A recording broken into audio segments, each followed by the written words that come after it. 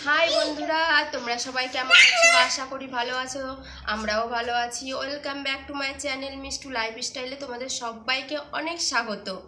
তা বন্ধুরা, আজকে ভাবলাম একটু এঁচোড় রান্না করার রেসিপিটা তোমাদের সঙ্গে শেয়ার করি।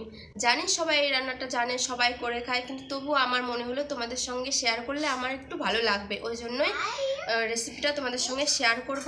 চলো দেখা যাক কি করে আমি এঁচোড়টা রান্না করি। এঁচোড় রান্না করার জন্য নিয়ে নিয়েছি এখানে 1 কিলো এঁচোড়। কারণ এখানে আমাদের বাড়ির মতো না, বাড়িতে যেমন এঁচোড় আমরা নিজেরাই কেটে খাই, কিন্তু এখানে তো কাটার মতো সেরকম কিছুই নেই। ছুরি দিয়েই আমার সব সবজি কাটতে হয়। এজন্য বাজার থেকে নিয়ে এসেছিলো, আর আমি বাড়িতে এটা খণ্ড খণ্ড করে নিয়েছি, এরকম শেপ করে নিয়েছি। আর আমি যে বুঝলো এগুলো কিছুই ফেলিনি, কি ফেলবো, ওই জন্য ফেলার মতো সেই বটিও নেই আমার কাটার মতো যে ভালো করে কাটবো। ছুরি দিয়ে কাটতে হয় তো, ওই জন্য ফেলিনি, এগুলো রেখে দিয়েছি। আর রান্না করার জন্য মশলাপাতি নিয়েছি, এখানে পেঁয়াজ নিয়েছি 3টে, মিডিয়াম সাইজের পেঁয়াজ নিয়েছি, লঙ্কা, কাঁচা লঙ্কা নিয়েছি, আদা নিয়েছি, আর এই যে রসুন নিয়েছি। এইগুলোকে এখন আমি শিলনোড়ায় বেটে নেব। এই এঁচোড় রান্না করার জন্য এখানে নিয়ে নিয়েছি আমি 3টে মিডিয়াম সাইজের আলু। তোমরা তোমাদের হিসাব মতো নিয়ে নেবে, কম বেশি যেটা তোমাদের প্রয়োজন হবে সেটাই। এঁচোড়ের জন্য আমি এখন মশলা করে নিয়েছি, আদা আর রসুনটাকে একসঙ্গে বেটে নেব। দেখো বন্ধুরা, এখানকার শিলনোড়া কেমন, নোড়াটা আমাদের ওখানে নোড়ার মতো না, দেখো কেমন চাঁদের মতো। এটাতে পারতে একটু অসুবিধা হয়, একটু না ভালোই অসুবিধা হয়। প্রথমে তো একটু পারতামই না, কিন্তু এখন একটু অভ্যাস হয়ে গেছে করতে করতে, এখন আর অতটা সমস্যা হয় না, যে এরকম করে বেটে নিচ্ছি।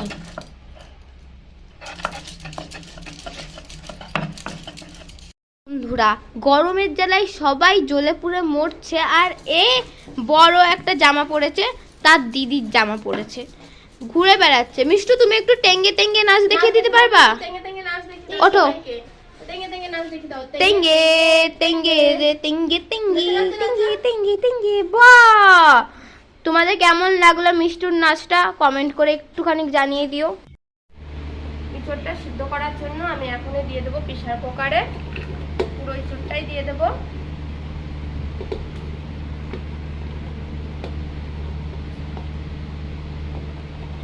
আর আলুগুলোও দিয়ে দেব, আলুগুলো এক এক করে দিয়ে দিচ্ছি কুকারের মধ্যে। দিয়ে এর সঙ্গে একটু জল অ্যাড করে দেবো, পরিমাণ মতো জল দিতে হবে, যেটুকু এঁচোড় সেই পরিমাণ মতো জল দিয়ে দিতে হবে। দিয়ে দিলাম। এখন এর সঙ্গে আমাকে দিতে হবে একটু লবণ, যাতে এঁচোড়টা ভালো করে সিদ্ধ হয়ে যায়, লবণটা ভেতরে ঢুকে যায়। 1 চামচ লবণ, 1 থেকে 1.5 চামচ লবণ দিয়ে দিলাম আমি। এখন দেব একটু হলুদ, আমি এইটুকু হলুদ দিয়েছি, তোমরা তোমাদের পরিমাণ মতো যতটুকু লাগবে সেটুকু দিয়ে দিতে পারো। আর তার সঙ্গে একটু পরিমাণের কয়েক ফোঁটা সরষের তেল কিংবা সাদা তেল, যেটা তোমরা দাও, যেটা তোমরা দিতে চাও সেটাই দিতে পারো, কোনো ব্যাপার না। এটা দিয়ে আমি এখন প্রেসার কুকারের মুখটা এটা দিয়ে একটা সিটি দেবো। প্রেসার কুকারের মুখটা বন্ধ করে দিলাম, দিয়ে এটাকে এখন আমি একটা সিটি দিয়ে এটাকে এখন এঁচোড়টাকে আমি কুকারে দিয়ে বসিয়ে দিয়েছি ইন্ডাকশন ওভেনে একটা সিটি দেওয়ার জন্য। এই প্রেসার কুকারে যে এঁচোড়টা দিয়েছিলাম সেই এঁচোড়টা যে সিদ্ধ হয়ে গেছে, এবার এটাকে রান্না করব। এঁচোড় রান্না করার জন্য আমি কড়াইতে দিয়ে দিচ্ছি তেল, এঁচোড় পরিমাণ মতো তেল দিতে হবে। দিয়ে দিলাম তেল, তেলটা একটু গরম হতে দিতে হবে। এবার দিয়ে দেব 1 চামচ গোটা জিরে,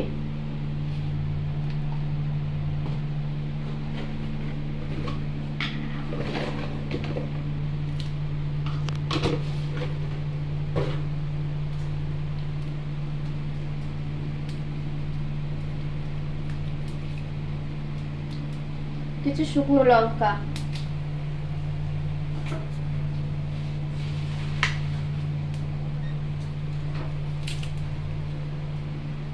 তেজপাতা। এটাকে এবার ভালো করে নাড়াচাড়া দিতে হবে।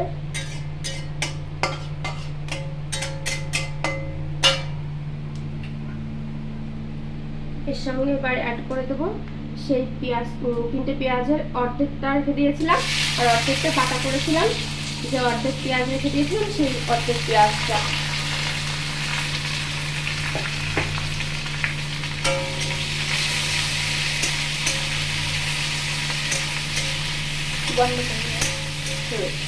পেঁয়াজটাকে একটু লাল লাল করে ভেজে নিতে হবে।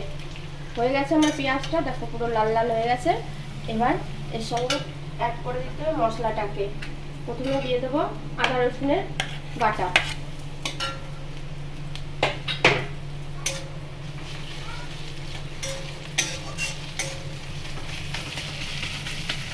আদা রসুনের বাটাটার সঙ্গে অ্যাড করে দিয়েছি। একটু ভাজা ভাজা হলে তারপর পেঁয়াজ আর লঙ্কা বাটাটা দিয়ে দেবো। হ্যাঁ, না চাইনি, আর লাগবে না, রেখে আসো, যাও রেখে আসো মা।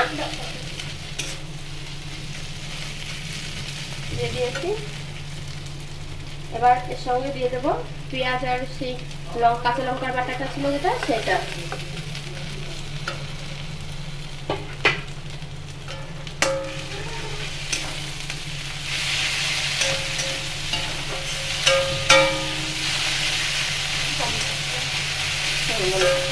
মশলার সঙ্গে এখন অ্যাড করে দিচ্ছি একটু জিরের গুঁড়ো,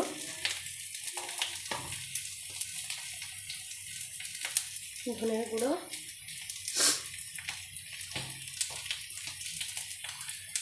একটু লঙ্কার গুঁড়ো,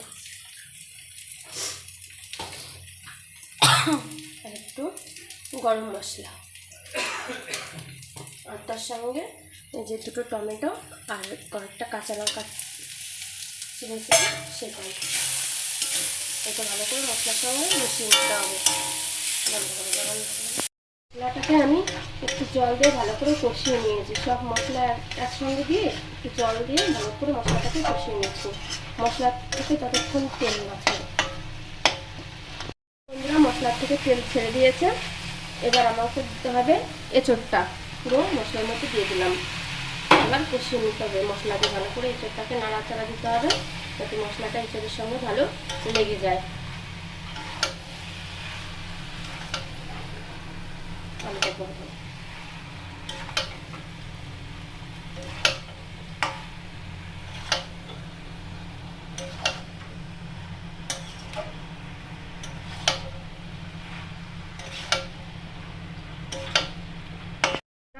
এবার একটু দিয়ে দিতে হবে পরিমাণ মতো একটু লবণ। আগেই আমি লবণ দিয়েছিলাম সিদ্ধ করার সময়, কিন্তু এখন একটু লবণ দিয়ে দিতে হবে। লবণ আর হচ্ছে হলুদ।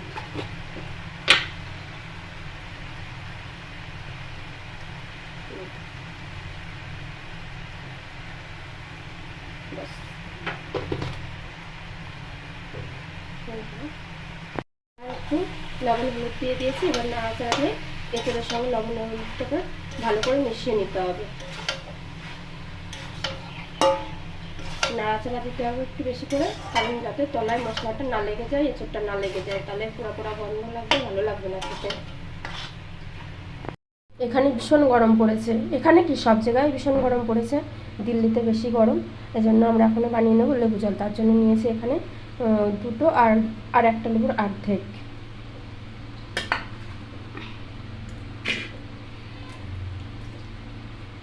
এখন দিয়ে দেবো ঠান্ডা জল।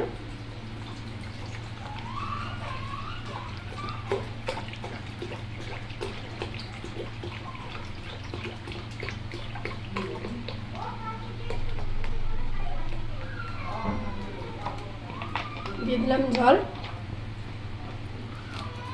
জলের সঙ্গে এখন দিয়ে দেবো পরিমাণ মতো লবণ। লবণ আর লেবুটা দিয়ে, চিনি দেবো না, এখানে চিনি না দেওয়াই ভালো। লবণ আর লেবু জলটা বেশি কাজ হয়।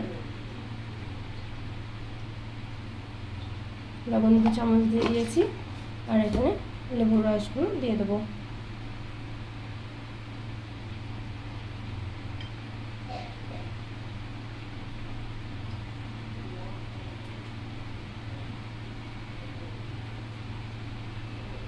এক এক করে সব লেবু, এই সবকটা লেবু এই জলে দিয়ে দেবো, এরকম করে। ঠিক, আলুটা একটু বেশি সিদ্ধ হয়ে গেছিলো তো, ওই জন্য আলুটা একটু পরে দিলাম আমি। এখানটায় লেবু লবণ সব দেওয়া গেছে, এখন গুলিয়ে নিচ্ছি। তৈরি হয়ে গেছে লেবু জল। বন্ধুরা তোমরাও ওই গরমের জন্য প্রত্যেক দিন পারলে একটু লেবু আর লবণ জল করে খাবে, ভীষণ ভালো কাজ হয়।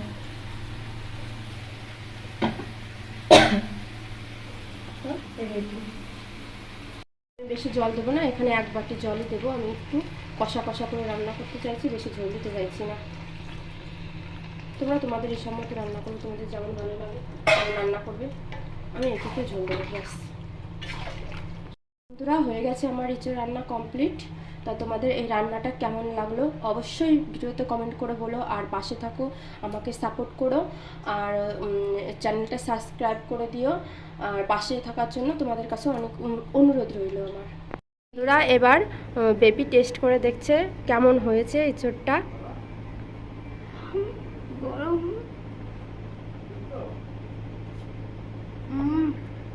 এটা ইঁচড়টা খুব সুন্দর গলেছে, আর এর মধ্যে মশলাটা ঢুকেছে, অনেক সুন্দর টেস্ট হয়েছে।